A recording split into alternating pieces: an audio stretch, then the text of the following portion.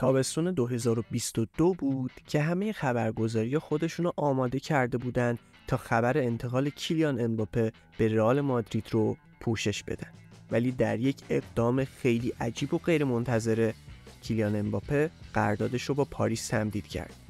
اما ماجرای ستاره فرانسوی و رئال مادرید به همینجا ختم نمیشه و خبرها حاکی از اینه که رئال مادرید میخواد دوباره به جذبش اقدام کنه.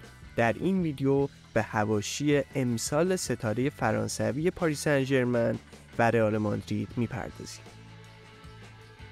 ماجرای کیلیان امباپه ستاره فرانسوی پاریس سن ژرمن با رئال مادرید تمومی نداره.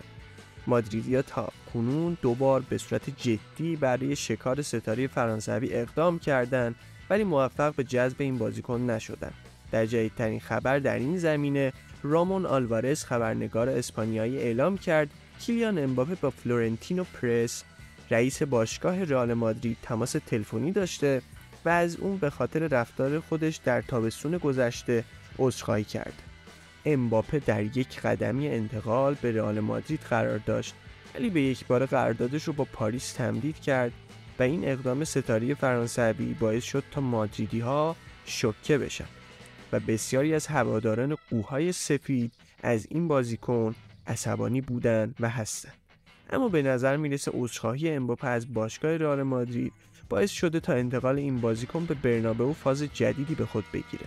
امباپه به توصیه مکرون رئیس جمهور فرانسه در پاریس موندگار شد ولی این بار تصمیم نهایی خودش رو به ترک پاریس گرفته و میخواد به هر نحوی راهی رئال مادرید بشه و جام قهرمانی اروپا رو بالاخره تصاحب کنه.